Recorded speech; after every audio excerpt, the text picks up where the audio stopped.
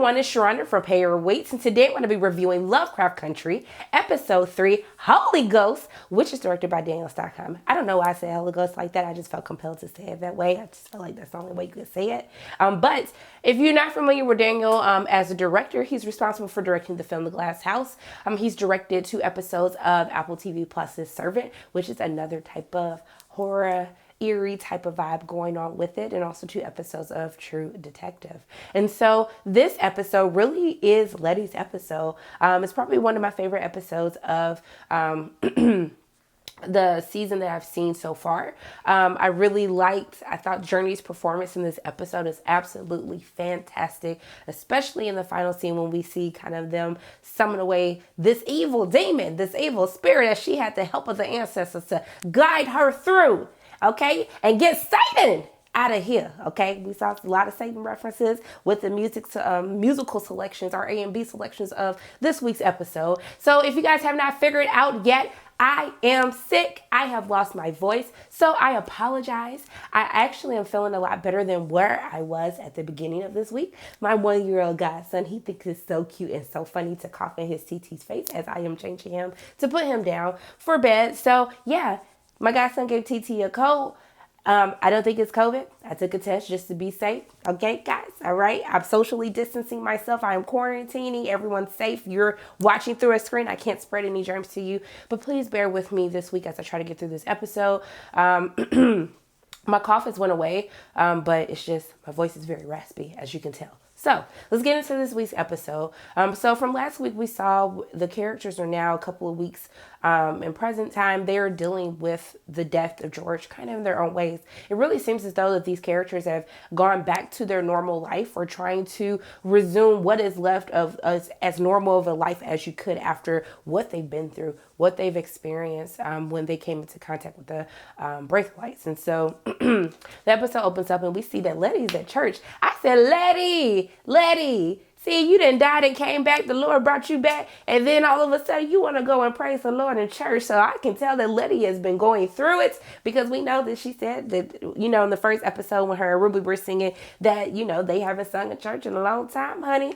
But I guess that experience got her right in that little pew trying to pray to the Lord. And we see that there is a voiceover that happens. And I think it's very interesting of the voiceover that they actually choose to use. If you don't recognize it, it's actually from a Nike commercial.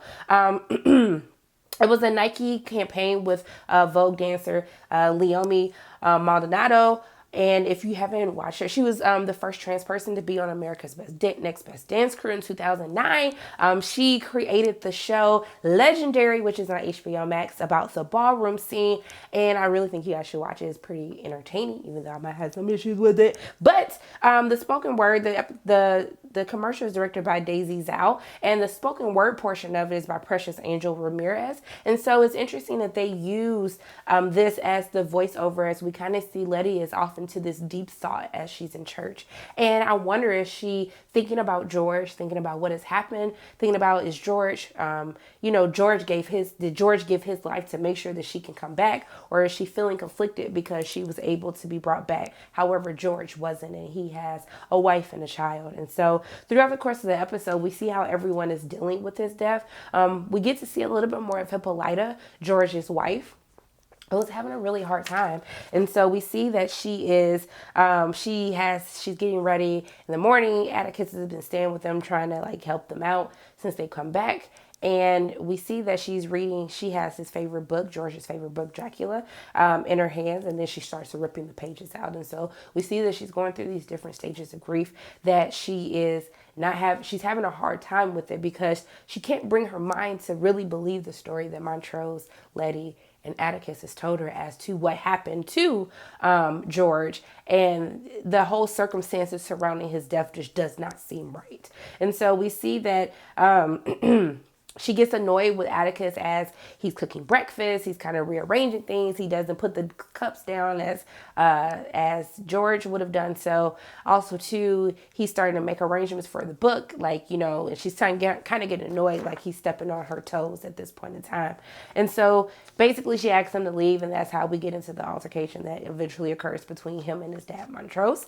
But one of the things that I find very interesting is when she's talking to Letty, when Letty is having her party towards the middle part of the episode, and she brings some of the food that people have been leaving by, giving their condolences, checking up on her and Diana. I think it's interesting that she talks about, Letty asks her, like, does it bother you that Atticus and George are, like, does Atticus remind you of George, right? She kind of makes a comment, and I don't know if it's alluding to the fact that she understands why Atticus and George have so many similarities together, since, you know, it was kind of revealed in last week's episode that George is most likely Atticus's father. But I was kind of thrown off. I don't know if she knows. I don't know if she just has this sense of like, everything you do reminds me of George, and kind of has her thinking. I'm not sure. Let me know in the comment section below. Like, what do you think? Do you think that this is kind of a hint that Hippolyta knows? I don't know. But it's interesting because while they're at the party, Diana or Dee is playing with her friends. And I'm like, why are these black kids playing this Ouija board? I said, why? Don't you know you're not supposed to communicate with the dead? You don't play with no spirits. You don't invite no spirits in nobody's house. My mom don't let me, never, actually, that's a lie, because she made me watch Chucky, and then I called the police, so that's a whole lie. But most of the time, she'll be like, I don't watch nothing with no demonic spirits because you're going to invite them into this house. It's like a whole thing, child. My mama, church mama. So we see them when they're playing with it, that it kind of spells out that it's her dad. And I was like, did you guys think it was her dad? Do you think it was the ghost or the ancestors? Or you think the ancestors called George like, hey, come get your kid Diana. She up here playing with this Ouija board. I don't know what happened, but that bothered me for a moment. Obviously, it bothered Dee because she got upset and walked away. But we see that Hippolyta finds this grand, I don't know if this is a solar system or whatever it is. She walks into this room that seems to only unlock for certain people, okay? Because we saw the trouble that the white guys had with it later in the episode. And she discovers this thing that we end up seeing that she takes to her house as Montrose visits her at the shop. And this is when she kind of confronts him and says, this story does not make sense. Like, I need answers. But looking at his body and listening to the story that you guys have told me, there is something that is not adding up. And so I don't know if she is going to try to figure this stuff out on her own. Is she going to let it go? It doesn't seem like she is. It seems like it's really weighing on her, and that she's going to get to some answers if Atticus, Montrose, or Letty are not going to give them to her, right? So back to Letty. So this week's episode is very interesting because they introduce two different concepts that I do want to like take a moment to talk through and explain. And there's this concept of pioneering, right? And so pioneering, this episode opens up and we're kind of introduced to the setting of our little haunted house story, okay? So it's 1955, and in the summer, some 10 Negroes move into a haunted house, and then by the end of the first 10 days, there are 3 people that go missing that are never to be seen again. And I was like, oh, okay. And then they said pioneering. And I was like, I mean, pioneering got people missing, like what is going on? And so I wanted to delve a little bit deeper into what pioneering means. And pioneering is a person who is among the first to enter, to settle into a region, that's opening it up for occupation and development by others. And in this instance, for this episode, pioneering is when Black people, when they move into a white neighborhood. They were the first Blacks to move in. And so obviously this already sets you up. This is in the 50s. We've dealt with these racial undertones that are happening throughout the course of the first 2 episodes. And so we know that Letty is in for some trouble because she is a Black woman who has just purchased this house, this big old house. And then you moving everybody and their baby mama up in this house because she wants to turn it into like a boarding house for Black people, for artists, for creatives. And the white people are not happy. You saw them across the street. They putting signs in the yard talking about, we don't want you here. Everybody else got to leave. This is whites only. I was just like, okay, y'all, you should talk to the people who saw her at the house in the first place. So, it's interesting because Letty mentions that her mother left her an inheritance. And we see that this causes a huge discourse between her and Ruby towards the end of the episode, which I do think Letty was wrong because Ruby had a point. You should have split the money between all 3 of your siblings, especially after all this money that we've been giving you all your life. You mean to tell me that you ain't gonna pay me nothing back? You were just going to use this and buy a house and be like, oh, Ruby, please come move in with me. Girl, stop it. You are being selfish. And I think that Ruby was very justified, and she was very much so hurt because she truly thought that she was repairing this relationship, this broken bond with her sister. And she realized at the end of the day that she was a casualty. She was being used, even though in Letty's mind, she thought that this was her way to make things right. And so there's something that Letty mentions, and there's something in the installment. So there's an installment loan that she has.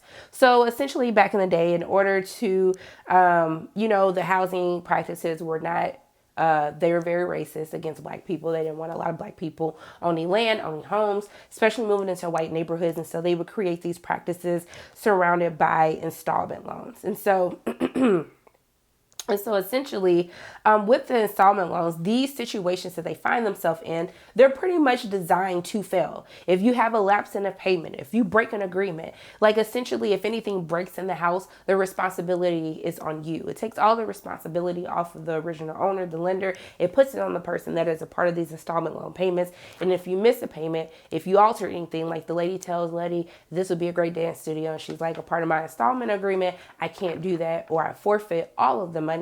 And most of the times, by the time they will make it to the end of their agreement, there will always be something that will go through that will make them forfeit all of the money that they paid thus far, even if they were coming very close to paying off the home and losing it. And this was a way that white people took advantage of black people, trying to prosper, trying to create generational wealth, trying to own land. This is how they would stop them from doing that. And so I think it's very interesting that they mention the installment loans or the payments that Letty was actually doing. And hopefully this would encourage people to go do more research, because some of this stuff still happens today and it's not okay.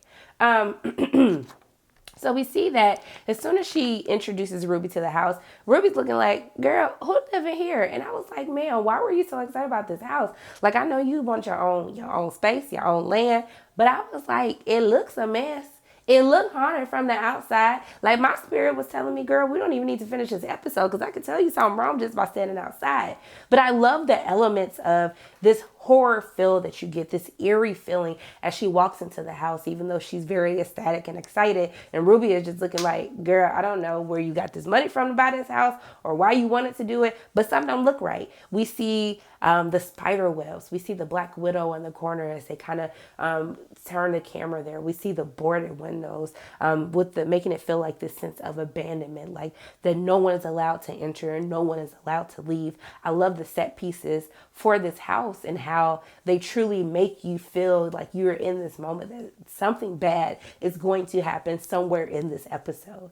And so we get our first notice of when I would have got my stuff together and moved up out of this house is when Letty is trying to show Ruby this elevator, and then the elevator almost took Letty's head off. I said, ma'am, at that moment, I would have been like, let's get your stuff. We got to get the heck up out of here, because I don't have time, okay? And so we see that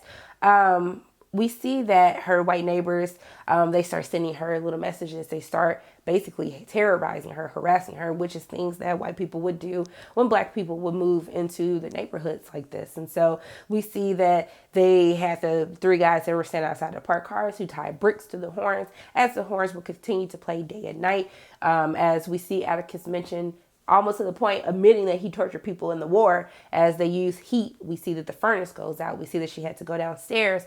The noise is just this constant, just noises and occurrences to really eventually make you break. It's to make you crack, to make you basically go crazy in hopes that she will move out. And so, but we find that these are not the only people that are trying to get her to leave, that her house is indeed actually haunted by ghosts. Okay, so we are introduced to when Letty is sleeping in bed, minding her business. I guess she got used to the horns, because I don't know how I could have went to sleep with all that noise. But we see that the furnace starts overheating. She's sweating. Then we see someone keeps moving the covers back and forth. And then we see this lady who is literally missing her mouth. I was like, girl, you don't see that? So the lady just staring at her. Letty just sleeping all peacefully. And then she kind of looks up and somebody snatched the covers off. And she looking like, but then she just pays attention to the heat. I was like, you didn't see that, girl? Like, I was the only person that saw her?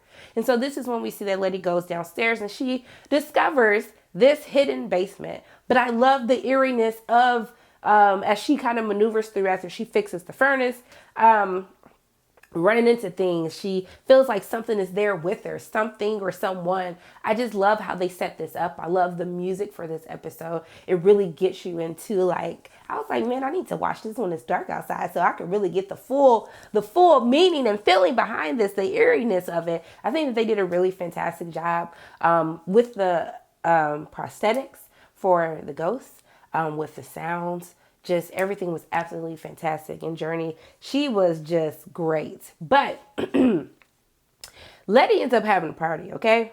So she ends up having a party. And I'm sorry, I do have to have a moment. I thought I was going to make it this whole episode without objectifying Atticus, aka Jonathan Majors. But baby, when she had him come downstairs and check out what the heck was going on in the basement, and he had on that black white beater, and you know the furnace was messed up, so he was sweating and those arms was glistening. I said, my God, thank you, Lord. Okay, I just wanted to take that moment because you know what? I want to celebrate people because they have to be in the gym. They have to work out to just give us these glistening triceps, biceps, shoulders, like just amazing. And I just wanted to point that out for everybody, okay? It did bother me for a moment that Letty didn't have on socks or shoes. I was like, girl, so you walked all the way down to the basement, this dirty basement. Don't look like it's been swept in forever. I know it's your house now, but you ain't gonna put no shoes on, no socks on, no house shoes, no nothing. Okay, that's just me. But he gives her the idea like, hey, you should turn this into a dark room. I said, look at my king helping Letty, basically saying, girl, live your dreams and do your little photography stuff, okay? What a man, what a man, what a mighty good man. Okay, so Letty ends up throwing this party. And I was really confused. I was like, Letty, girl, your neighbors already hate you. You really gonna throw this loud ass party? Oh, I'm sorry, y'all didn't mean to say that. This loud party with all these black people. You got all these black people coming in and out of your house with these people across the street that is ready to like kill you, torture you, do whatever they need to do to get you up out of their neighborhood. I say, you are mighty bold, my woman. You're mighty bold. And so we see that Atticus is kind of staring at her and avoiding her at the same time. I said, sir, how do you like somebody but avoid them at the same time? And I think it's interesting because they have this conversation, and I'll talk about Atticus a little bit later, how she kind of confronts him because she hasn't heard from Atticus all these weeks after what's happened after the funeral, and you know he comes to stay with her. And so at this party, you know, one of the dudes come on like, hey man, that's you. That ain't what he said, but because we back in the 50s. But you know, if it was present day, hey man, that's you. Like, what's good? Like, can I go talk to her? Can I shoot my shot? And then he was just like, okay, well, it seemed, you telling me no, but it seemed like that's you. So just let me know, or make sure you let her know. So we see Letty dancing with this dude, and then he's staring at her all creepily across the room, and then she's staring at him, but still whining and grinding on the dude. And then we see that, I guess she goes into the bathroom.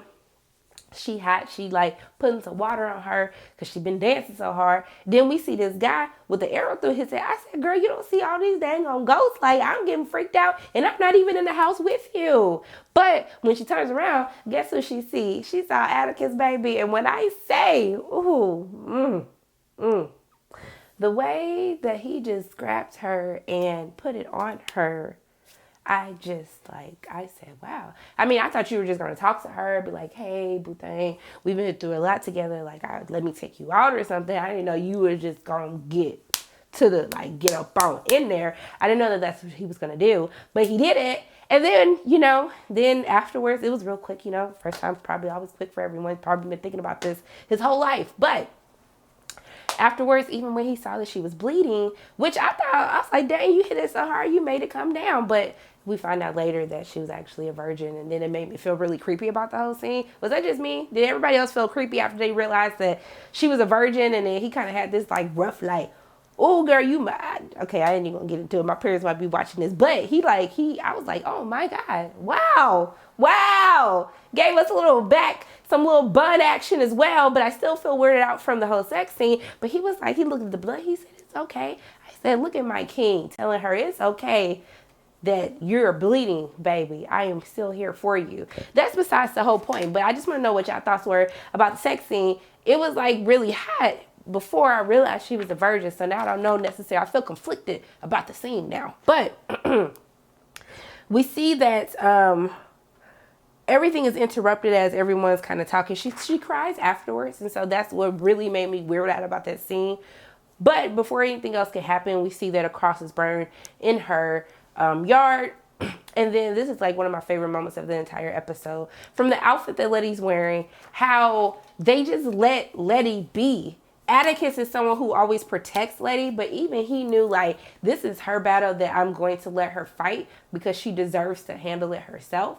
And the way that she grabbed that bat, they were grabbing shotguns. And when they start playing that Dorinda Clark, the Clark sisters, when they played that Dorinda Clark, baby, whoo, okay. I like how they played the gospel music for all these parts, even though the song is called, the episode is called Holy Ghost. So we see that what was the song called? I want to make sure I remember. I know Dorinda Clark sung it. I can't remember, y'all. Y'all gonna tell me in the comment section what she was singing. But we see that she ends up grabbing the bat. She starts beating all the car windows out, taking the bricks off, hitting off the little mirrors and stuff. I was like, girl, you gonna get in trouble. The white people across the street looking at her crazy. I'm looking at her crazy. But the way that she threw that bat at them and she was like, what? But what really got me is when Ruby pulled up and they took all the evidence. They took the shotguns, they took the bats, and then they drove off with the evidence, and then they just got down on their knees when the police popped up. I was like, you know what? Y'all a ride or die crew right there. I was like, I was here for this.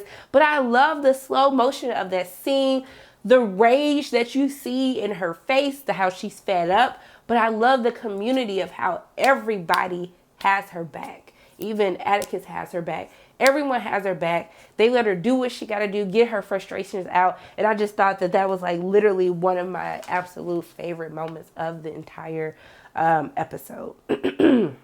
So we see that. Did y'all peep though in the background when they were talking about Martin Luther King Jr., how he was with a white woman? I didn't research this, and I need to go research this because I didn't want my heart to be, I didn't want to just, it's just hard because I'm, as an adult, you find out so many different things than what they teach you in school about Martin Luther King Jr. But talking about how he was messing with a white woman and then how they made him marry Coretta. I just need someone in the comment section. If your eyes have already been ruined, that's what the heck was going on. If that's true or not, please let me know in the comment section below because I can't bring my heart to do the research to figure out what actually happened. But I did peep the gossip. I peeped the tea on the streets. Okay, so. Afterwards, she ends up getting arrested by the police. She's the only one in the van, which I find very weird. I'm like, they didn't arrest all the other people that was like on the ground. But this officer is asking her questions about, how did you get the money about the Winthrop house? Did someone tell you to buy the house? He basically like alludes to that there's like dead bodies of black people that they found in the house as well, trying to get her to move out, that most people don't survive the house, trying to scare her. And we see that they rough her up a little bit. They start driving crazy and she keeps slamming back and forth between the police car, which I was ready to reach through the screen and fight them myself. But it is what it is. It is what it is. So we see once she ends up meeting up with Atticus as they have a discussion where she talks about how her house is haunted, how the police officer she was talking to has a connection with the scientist who used to live in the house. And how all of this is related, how they used to steal black people from the south side of Chicago, bring them to the north side so he can do these illegal experiments on black people. And because they were black, no one really cared. He hid everything with the missing person reports. And so essentially we end up finding out that it is his ghost that is haunting her. The black ghosts that we see throughout the course of the episode, they're trying to warn her about what, about the spirit. And so we see that everything comes to kind of like this wit's end. She hires this like lady who brings the goat, sacrifices the goat, and starts put the little goat's blood on them. Atticus like look back like, girl, what is you doing?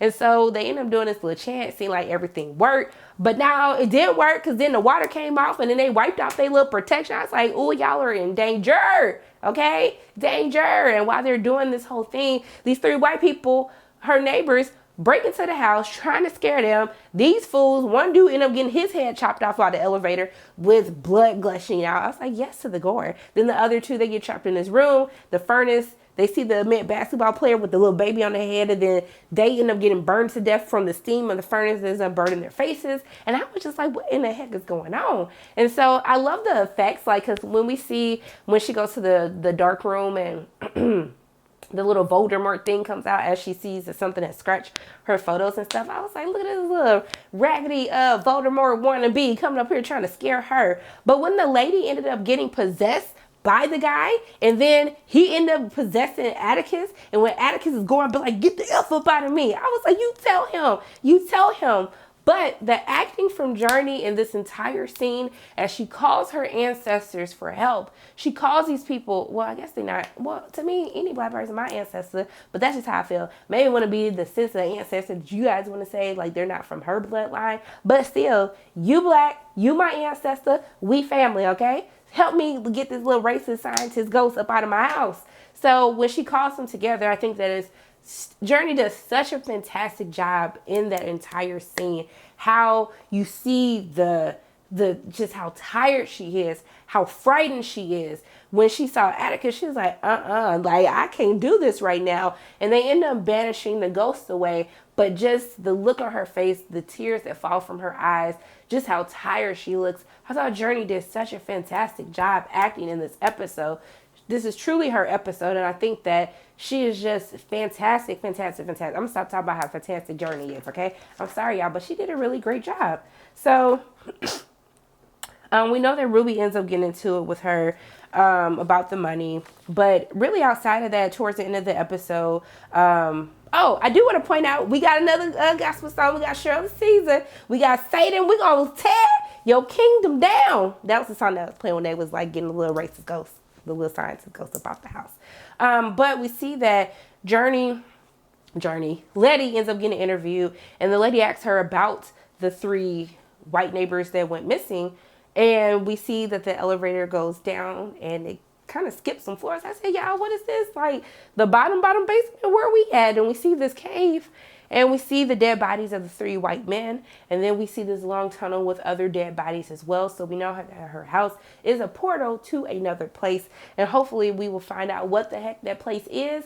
And if Letty and them gonna find out what the heck is in the bottom of that dang old house. Okay, so the only other thing to mention with Atticus is his dad, he ends up talking to Montrose, who is drunk as a skunk. He is mumbling the story, and then Atticus starts talking about how the story is of one of George's favorite stories, which is actually the opening sequence of the first episode that we saw play out, which was a nice nod back to the first episode. I think it's interesting that Montrose puts on some music, and it's Marian Anderson, who was, she was the first black person to perform at the Met. I think she has a Congressional Medal of Honor. She is a singer who sung like classical songs, who sung spiritual songs, and one of her most notary thing is when the